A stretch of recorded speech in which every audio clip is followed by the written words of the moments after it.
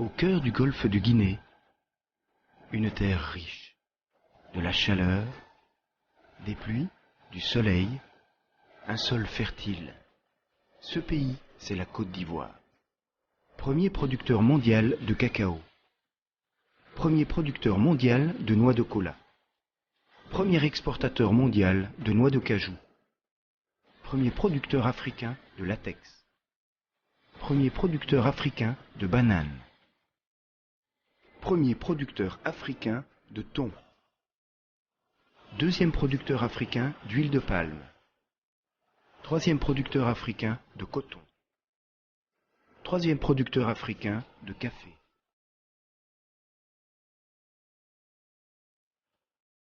Le secteur agricole assure un tiers du PIB, génère jusqu'à 70% des recettes d'exportation et représente 2 tiers de la population active.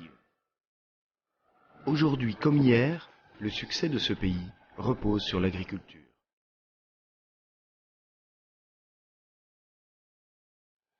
Dès l'indépendance en 1960, le président Houphouët-Boigny choisit l'agriculture comme stratégie de développement. En quelques années, la Côte d'Ivoire devient l'un des pays les plus prospères d'Afrique de l'Ouest. 20 ans de prospérité continue basée sur l'agriculture, ce qu'on a appelé le miracle ivoirien. Mais dans les années 80, suite à la crise financière internationale, les cours des matières premières s'effondrent. S'ouvre alors, à partir de 2011, des objectifs ambitieux mais réalistes sont fixés par le président Alassane Ouattara.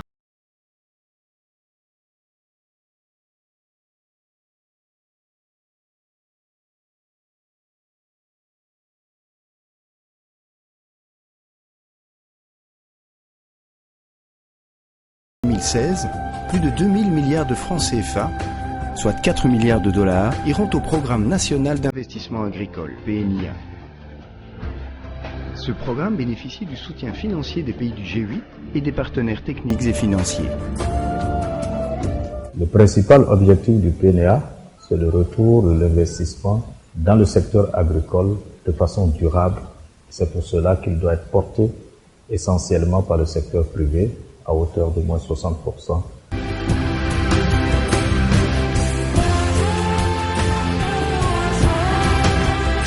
Résultat attendu, la sécurité alimentaire, une croissance agricole de 9% et la réduction de la pauvreté par la création de 2 400 000 emplois, en particulier pour les jeunes et les femmes.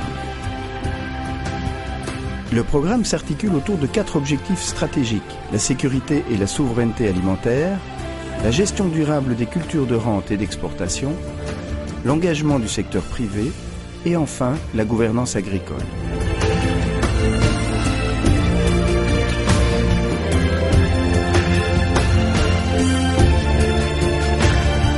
Forte de 24 millions d'habitants, la Côte d'Ivoire est l'un des rares pays d'Afrique subsaharienne où l'on mange à sa faim. La population ivoirienne s'accroît rapidement et les besoins alimentaires de la sous-région reposent en partie sur le pays. Il faut donc agir. La production annuelle des vivriers de base, igname, manioc, banane plantain, céréales, dépasse les 10 millions de tonnes. Largement de quoi couvrir les besoins nationaux en dehors du riz. Le riz, de par ses avantages économiques et ses qualités culinaires, occupe une part grandissante dans les habitudes alimentaires. L'Ivoirien consomme 70 kg par an. Dispersée en petites exploitations sur tout le pays, la production locale de riz, objet d'une stratégie nationale de développement, doit tripler pour atteindre 1 900 000 tonnes de riz blanchi à partir de 2016. Grâce à la recherche, on a des variétés dont le rendement potentiel est de 10 tonnes à l'hectare. Mais au champ, on peut aller jusqu'à 8-9 tonnes à l'hectare, parce que le besoin de la Côte d'Ivoire est très élevé. La production de ces cultures vivrières de base, divers mécanismes sont à mettre en œuvre: création de marchés de gros régionaux, entretien régulier des pistes rurales, réhabilitation d'ouvrages hydro-agricoles, aide à la mécanisation, équipement de transformation. À ce prix, au-delà de l'autosuffisance, la Côte d'Ivoire peut même exporter. Cependant, la viande, le poisson, le lait manquent dans l'alimentation courante. Ce déficit en protéines animales se traduit par la malnutrition des enfants en diverses régions du pays.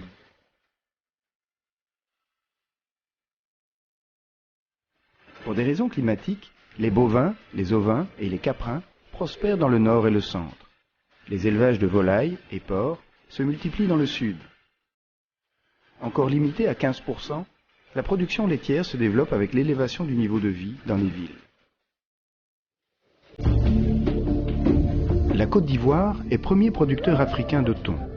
Mais dans le pays, si le poisson reste la principale source de protéines animales, la pêche, surtout artisanale, ne couvre que 20% des besoins nationaux. L'aquaculture commence à se développer.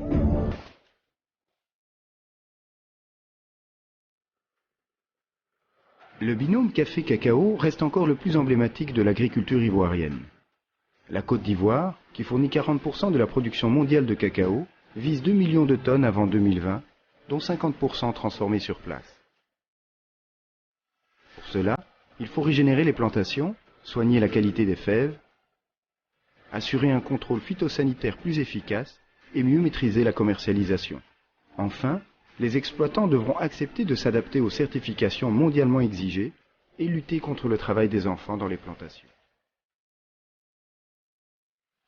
Avec 100 000 hectares répartis en complexes agro-industriels et exploitations familiales, l'EVA-culture est en pleine expansion. L'objectif du 7e plan EVA est de faire passer la production de latex de 290 000 tonnes à 600 000 tonnes.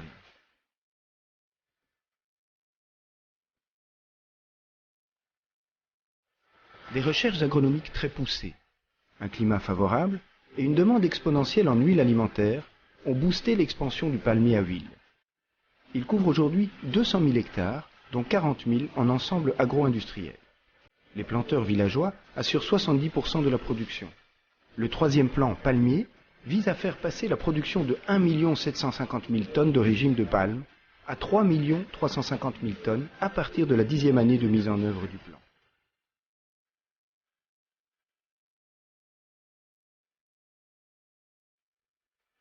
Introduit au nord du pays dans les années 80, l'anacardier connaît une prodigieuse expansion en petites exploitations familiales. Outre l'augmentation de la productivité, l'objectif concerne la transformation locale de l'anacarde. Ce taux doit atteindre 100% à l'horizon 2020, contre seulement 10% aujourd'hui. Le coton est une culture très exigeante. Elle est concentrée dans le nord et le centre. Il faut remotiver les producteurs. On facilitera la culture attelée et un meilleur accès aux intrants et semences sélectionnées. De 300 000 tonnes en 2013, la production doit doubler. Les champs de canne couvrent 25 000 hectares en zone de savane. Des plantations villageoises commencent à s'implanter aux côtés des complexes agro-industriels.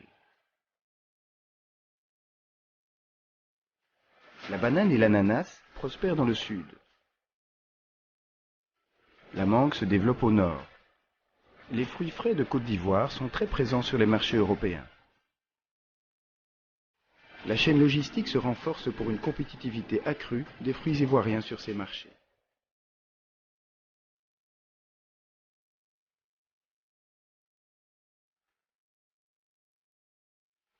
Favorisée par ses climats chauds et la disponibilité en eau et terres fertiles, la Côte d'Ivoire présente, compte tenu de la demande mondiale en produits alimentaires, un environnement idéal pour les investissements agricoles.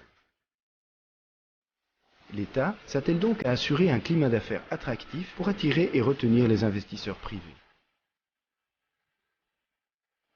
De surcroît, la mise en œuvre de la loi sur le foncier va sécuriser les investissements et favoriser l'émergence d'un véritable marché du foncier rural.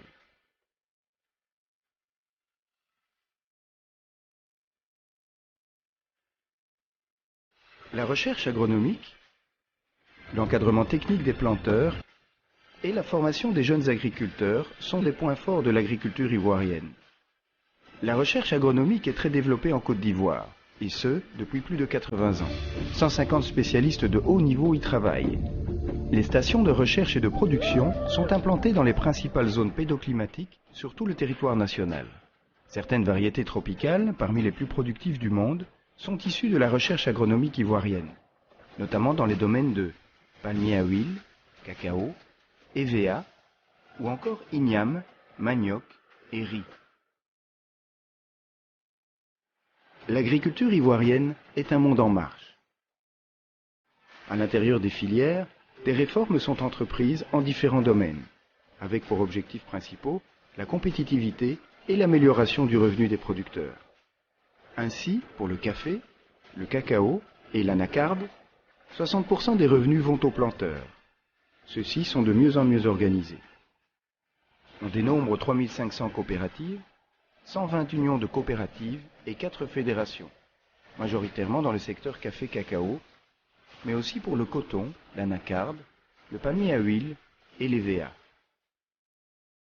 Elle se spécialise en matière de transport, mécanisation, microfinance et assurance des exploitations. Avec un climat propice à la diversification agricole. Avec 24 millions d'hectares de terres arables, dont seulement 40% sont exploités. Avec 77 milliards de mètres cubes d'eau mobilisables par an, pour des besoins estimés à 9 milliards de mètres cubes à l'horizon 2025. Avec une main-d'œuvre qualifiée et compétente, avec seulement un quart du potentiel génétique exploité, avec 80% de la production agricole non transformée, et avec 2 ports ultramodernes, la Côte d'Ivoire est un pays aux potentialités agro-industrielles exceptionnelles. L'agriculture, c'est la richesse de la Côte d'Ivoire. L'agriculture,